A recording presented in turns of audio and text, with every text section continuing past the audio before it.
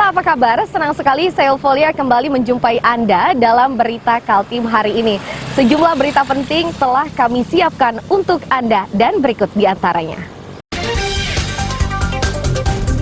Satpol PP Balikpapan kian tegas, penjual-penjual BBM eceran dirazia dan sejumlah mesin pompa Pertamini disita.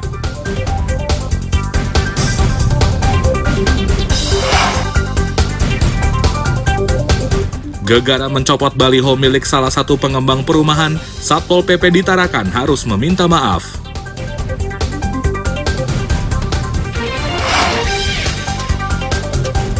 Suasana haru menyertai pernikahan Baraka. Itu karena pernikahannya digelar di dalam lapas.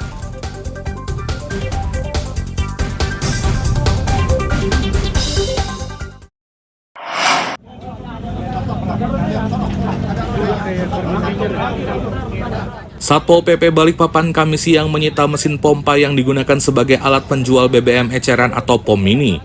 Alat tersebut disita karena lokasi penjualannya berada di kawasan terlarang.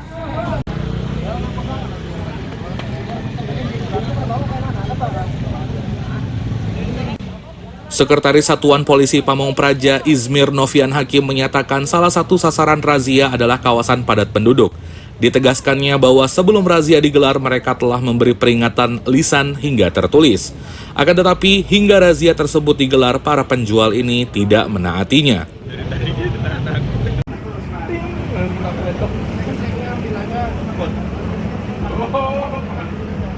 April akan dilakukan penertiban di 3 kawasan yang sudah dilarang dalam SE. 3 kawasan dimaksud adalah KTL, kemudian kawasan sebagian jalan nasional, dan kawasan padat penduduk dan perdagangan.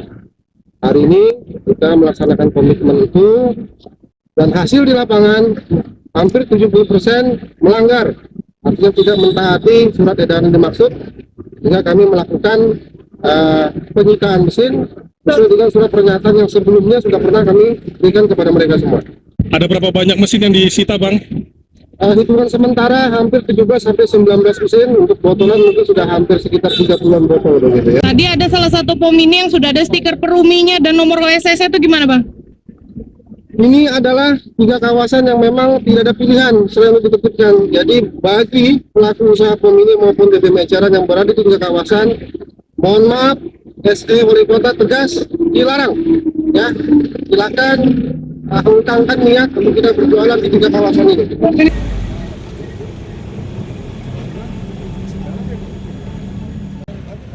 Dari razia ini sebanyak 19 mesin pompa untuk penjualan BBM disita.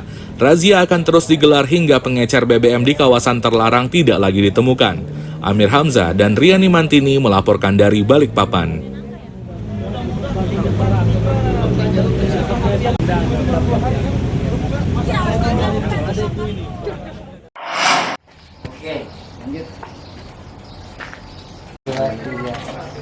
Angelina Soy, warga asal Flores, Nusa Tenggara Timur ini harus memeragakan adegan pembunuhan terhadap bayi yang baru ia lahirkan. Lokasinya yakni di mes salah satu perusahaan sawit di Kutai Barat. Jasad anaknya tersebut dikubur di dapur mes karyawan. Oke, lanjut. Hari ya. Sepanjang rekonstruksi, tersangka memeragakan 38 adegan. Kepada polisi ia mengaku nekat menghabisi bayinya karena dilahirkan tanpa ayah. Akibat perbuatannya tersebut, Angelina dijerat Undang-Undang Nomor 35 Tahun 2014 tentang perlindungan anak dan ancaman pidana 15 tahun. Ya, angkat naik sedikit, ya. Satreskrim Polres Kutai Barat telah selesai melaksanakan rekonstruksi kasus tindak pidana pembunuhan anak yang dilakukan oleh tersangka Angelina Soy yang telah melanggar Undang-Undang Republik Indonesia tahun nomor 35 tahun 2014, perubahan dari Undang-Undang nomor 23 tahun 2002 tentang perlindungan anak. Pasal 76C melakukan, menempatkan, membiarkan, melakukan atau menyuruh melakukan serta turut melakukan tindak kekerasan kepada anak hingga menyebabkan meninggal. Terus dia masuk ke dapurnya waktu Mau dibungkus atau gimana Tiara? Tiara waktu ke dapur pada saat kakakmu ngapain? Meski menyesal, namun Angelina Soy harus mempertanggungjawabkan perbuatannya. Ini diharapkan memberi efek jera sekaligus peringatan kepada wanita lain agar tidak melakukan tindakan serupa. Danis melaporkan dari Kutai Barat. Itu nanti mungkin ada perubahan yang disampaikan oleh saksi-saksi, mungkin kita nanti sama-sama.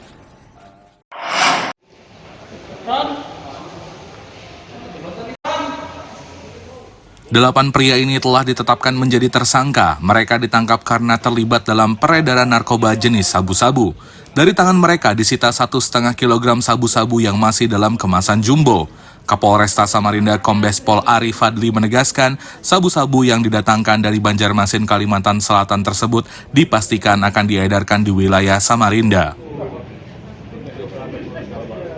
Awalnya polisi menangkap Slamet, Aryansyah, dan Sarli di Jalan Hidayatullah, Samarinda Kota. Saat itu petugas menyita barang bukti sabu 6,4 gram. Selanjutnya, polisi menangkap 5 pria di sebuah bengkel kawasan Sungai Kapih, Sambutan. Namun Kapolresta memastikan pemilik bengkel tidak terlibat dalam bisnis haram tersebut.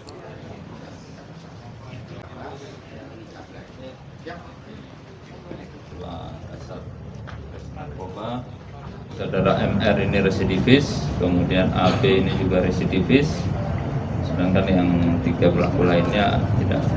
Maksudnya bengkel tersebut itu menjadi markas mereka untuk mengkonsumsi dan mengedarkan narkoba, Pak? Tidak, jadi bengkel itu memang bengkel kendaraan, pengedarannya mereka tetap melakukan sistem jejak, ya.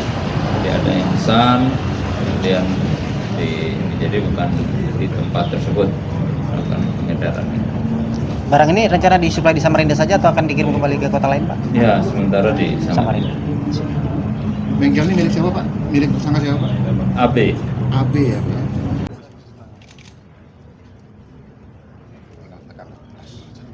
Dari pengungkapan ini, tersangka dijerat dengan Undang-Undang Narkotika dan terancam hukuman 20 tahun.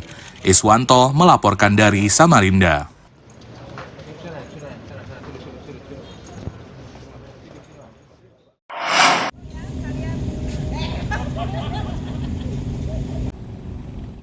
Proyek teras Samarinda yang letaknya di bantaran Sungai Mahakam, Jalan Gajah Mada inilah yang disasar oleh anggota DPRD Komisi 2. Mereka menyambangi proyek tersebut untuk mengetahui perkembangannya.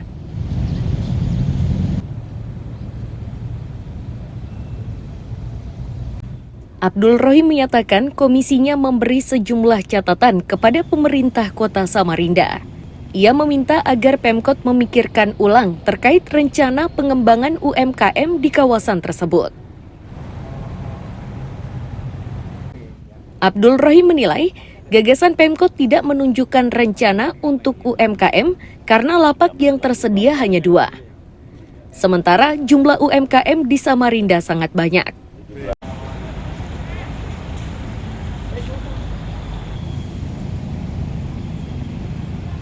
Tadi kan banyak Komisi 2, kemudian yang kedua dalam presentasi soal proyek tepian ini, itu salah satu yang menjadi argumentasi Pemkot itu adalah soal pemberdayaan. Soal pemberdayaan UMKM.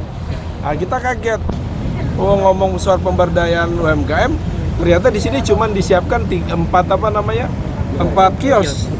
UMKM mana yang bisa diberdayakan kalau 4 kios? Kalau 40 mungkin iya. Itu catatan tadi yang kita agak shock. Sementara Koordinator Pengawas Jati Nugraha mengaku progres pengerjaan mengalami kendala. Itu karena materialnya tidak tersedia di Indonesia dan harus dipesan dari luar negeri.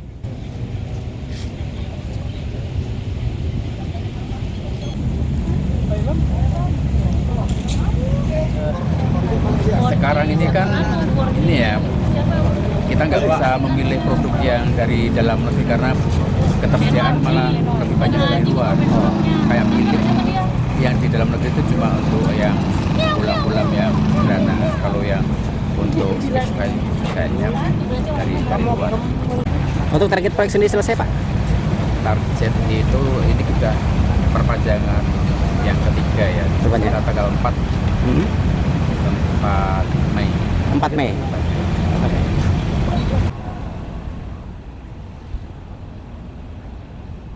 Masyarakat dan anggota DPRD berharap Teras Samarinda memberi dampak baik terhadap keindahan kota dan kemajuan UMKM. Iswanto melaporkan dari Samarinda.